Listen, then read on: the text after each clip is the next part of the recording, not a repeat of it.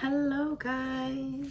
So today's video is going to be about letting go. Today I had to scrap my car. They came and towed it about an hour or two ago, and it was my first car, red Polo from 1998. There were so many issues with her. I call her. Her name is Beton. But it was the best thing to do. She is older than I am, so it was time for her to go, unfortunately. Every time I've let go of something, I've excelled in life. If that is letting go of a partner, a friend, a job, a apartment, a car, whatever, it gets better every time. I moved like 4 times last year, I think, and my apartments got better every time except for one time. One time I moved from a place that was better to I moved to a worse apartment, higher price, and just awful. Why did that happen? Because I was in a lack when I found that apartment. I was desperate and I took first best thing, and that is what I got. And I only lived there for 3 months, and then I moved to the apartment I live in now, which is the best one, except the except the price. It goes to show as well, when you have a lack mindset, you're gonna get lacky things. That's what's gonna happen. So other than that, all the relationships where I had a hard time letting go, when I finally did, or when they finally broke up with me, I mean, look at me now. Letting go always benefited me. Always. Every time it was scary, but it has always benefited me. And quitting jobs has always benefited me. Even though it's been this rough patch in between, even though you don't know what's gonna happen, isn't that the fun part? Because you know that whatever is gonna happen is gonna be good. It's gonna be good because you have that magnetism to you. You're drawing in. I know that something better is coming, and that is why I'm letting go of this, because better is right there, and it can't fit into my life if I don't let go of the thing I have and make space for the new thing. When I got the job opportunity to work at the job I currently work at, I was working in the city, and I did not get paid enough for what I was doing. I did a lot of things for the workplace that I was working in, and they didn't pay me good. They took the tips for themselves, and my bosses weren't nice to me. And me and my friend, we sat down and we wrote my resume, and I was about to send it out, and then I didn't send it out. And my boyfriend at the time was like, why aren't you searching for jobs? Why aren't you sending out your resume? Why aren't you looking? And I said, I am looking. He said, how? I said, in my soul, I'm looking. He said, seriously, Fiona, you think you're just gonna sit there and just wait, and what, someone's gonna call you and say, hey, you have a job? That's not how it works. You need to look for it. And I said, you might need to look for it. I know that this is going to work for me. I don't have to look for a job. The job is going to come to me. 1 week later, I get a call. Hey, we know this and this, and she recommended you to this job. They needed a waitress, and they had called my friend, and she was like, I have a job, but my friend is looking for other things, so call her. Called me, offered me so much more money, and offered me a full-time monthly paid job, not like per hour.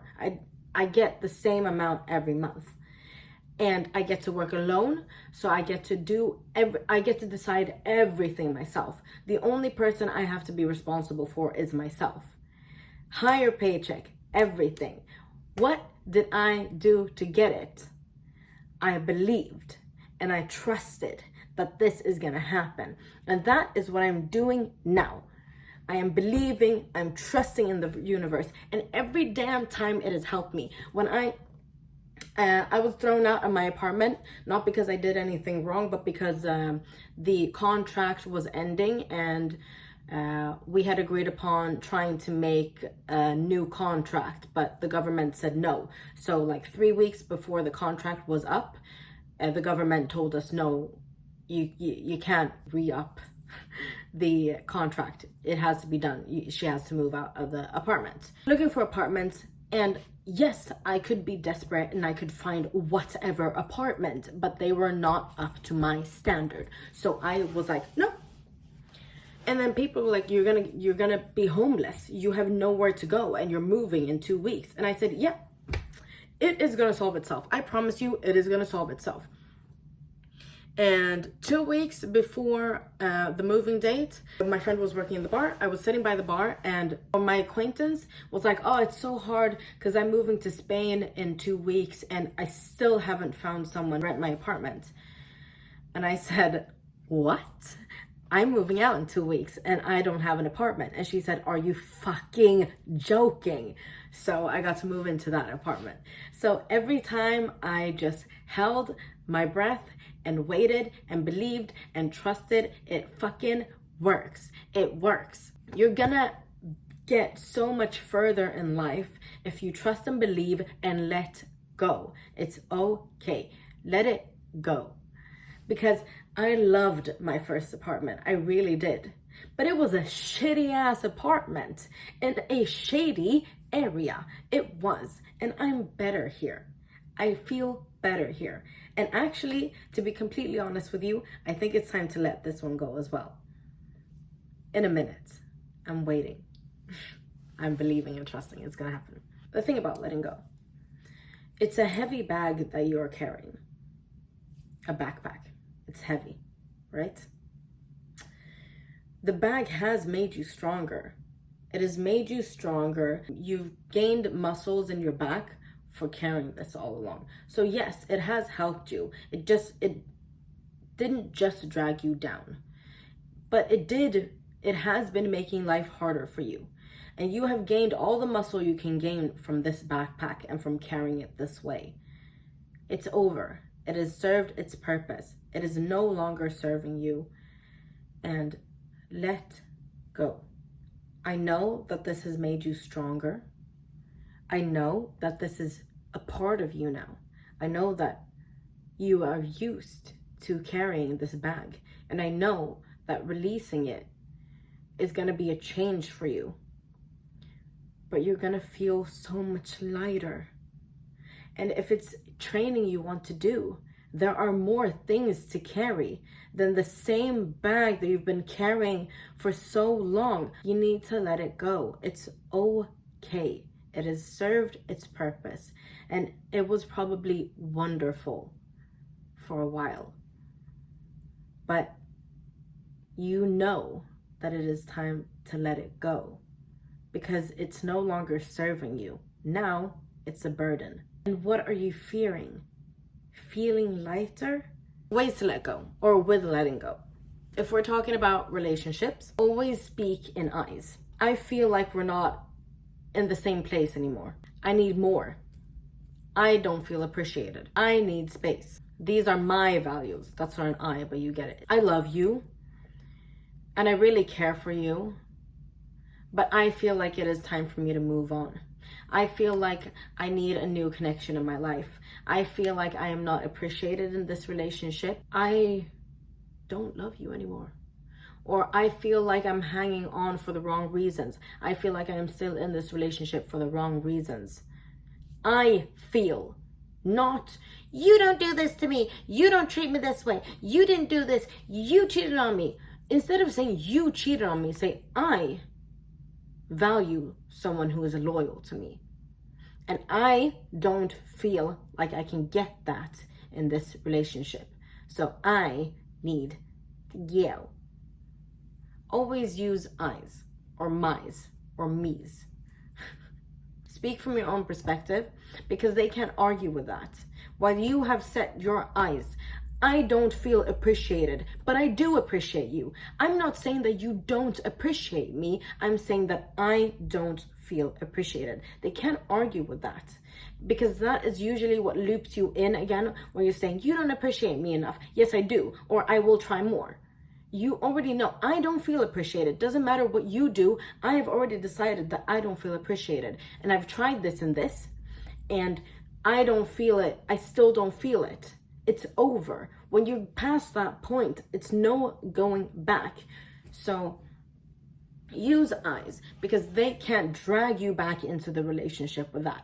I don't feel, they can't argue with that, because that is how you feel. You can't argue with feelings.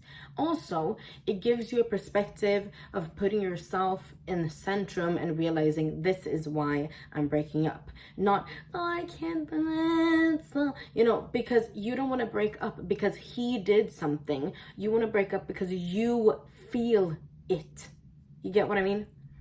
You choose to break up, not him. He's not the reason you're breaking up. You are the reason you're breaking up. You have to hold yourself accountable for everything. You are the reason for everything going right in your life and everything going wrong in your life as well. You have to take accountability for that. It's always you, always. And it's going to make life so much easier for you if you just sit there and take accountability for your actions. For example, I quit my job. I don't right now have anywhere else to go. That's pretty stupid, some would say. I wouldn't say that, because I trust that I am going to get better, so it's fine. I have time. But the reason why I had to quit was because I didn't do the things that I was supposed to do before that. I didn't complain earlier. I didn't talk to the right people. I was scared. I was a people pleaser, and I thought about everyone else being happy except myself. And then it got to a point where there's no turning back anymore, and I had to quit for my own sake. Quitting was something I did for myself, but the things leading up to quitting was something that I did for everyone else. Now I've learned, and I will do better next time. It's always going to feel worse, and it's always going to feel scarier before it has happened. When they towed my car away, I booked the apartment a week ago, so this whole week I've been pre-mourning, and it's been hard, and I was nervous about my reaction when the car was gonna leave. But then when I was there, when it finally happened, it was so much easier than what I thought it was gonna be. And yes, it's sad because it's my first car and I loved Bethan, but it's time, and it's always worse to do it. It's always worse. Like, okay, for example, going to a job interview, it's horrible. You're so nervous before, but when you're there, and it's not as hard as you thought it was going to be, and it's not as nerve-wracking as you thought it was going to be. The most nerve-wracking minutes or seconds is right before you enter that thing, or right before you do the thing. After the thing is done, it's done. When you're in it, you're in it. So it's always gonna feel worse. It's not gonna be as scary as you think it's gonna be, because that is your ego and your brain making up things to try to keep you stagnant, because your brain wants you to be comfortable, but you don't want to be comfortable. You want to evolve, if you're listening to me. Where if you're like me, you want to evolve. I want to evolve. I don't want to be comfortable. If I was going to be comfortable, there's always going to be something uncomfortable. If I'm comfortable because I'm staying at the same dead-end job, getting the same salary, and living in the same apartment all my life, yes, that is comfortable for me, because I know what's going to happen day in and day out, but it's uncomfortable. Why? Because I'm not evolving, and my soul wants to evolve, but my ego doesn't. So you need to start listening to your soul. Evolve, go, let go. I do highly recommend yoga and meditation. Whenever you're in a stressful situation, and whenever you feel overwhelmed, take a deep breath in and relax when you breathe out. Let your shoulders fall. Take one with me now, okay? We're gonna breathe in for 1, 2, 3 seconds, and breathe out for 1, 2, 3, 4, 5 seconds, okay?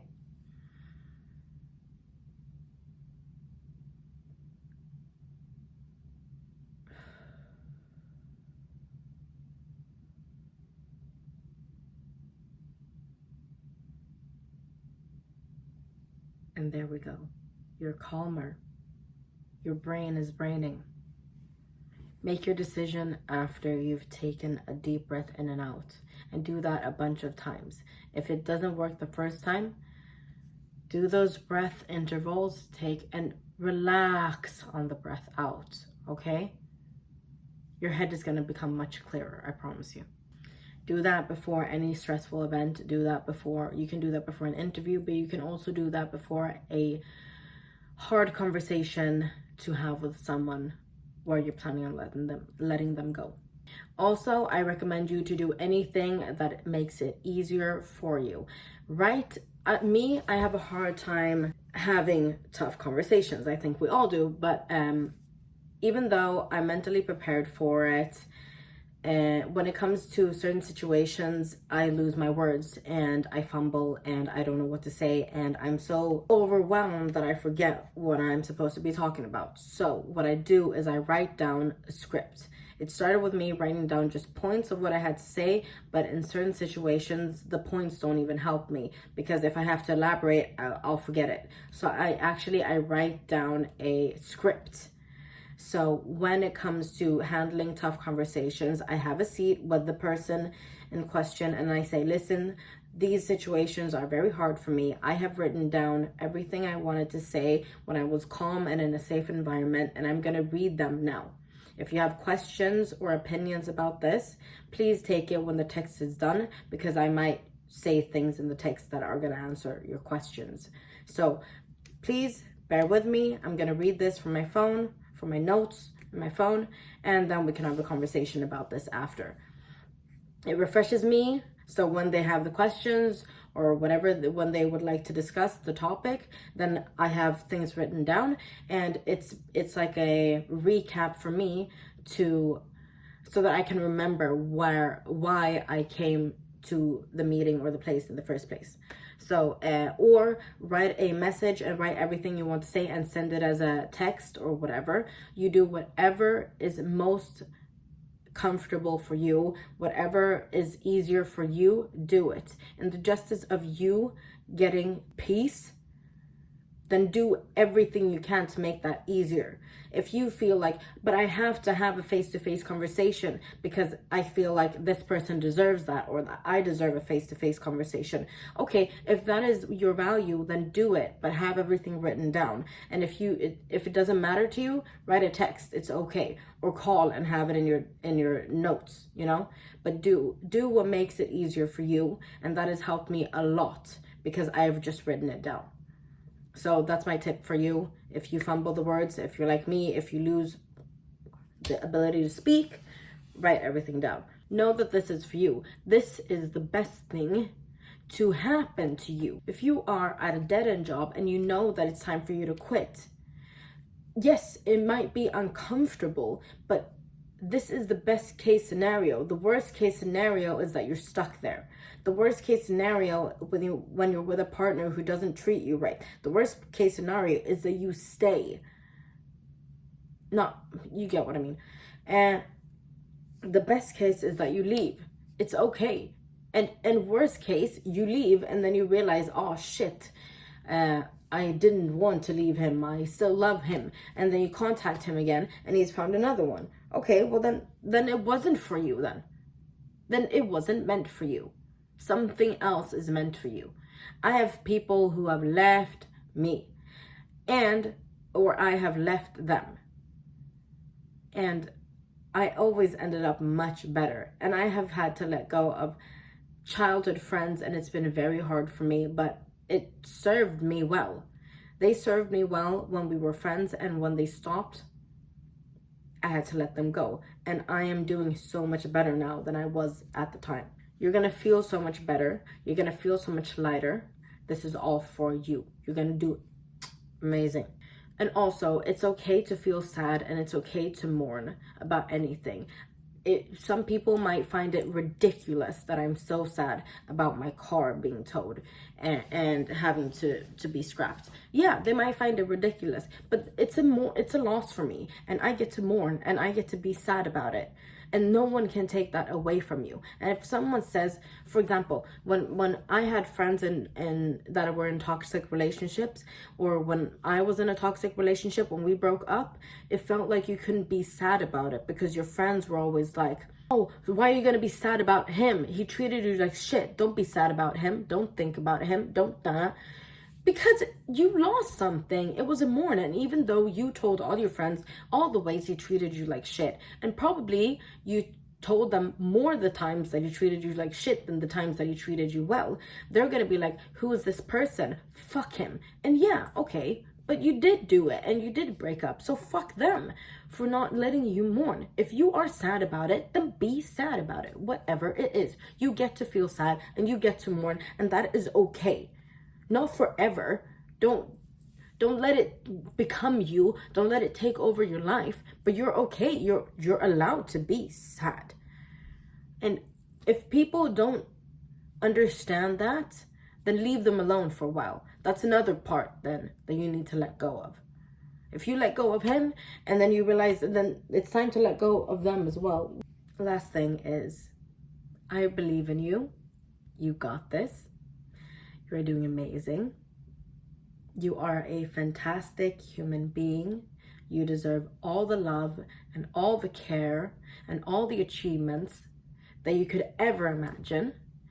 And you're on the right path. And I know you got this. I know you got this. I know that you can do this. And you're so strong for doing it. You're so damn strong. Break the cycle. Don't be like everyone else. And you're going to find yourself in this amazing new world later on. You got this, and you're doing great. Okay, I love you. Kisses.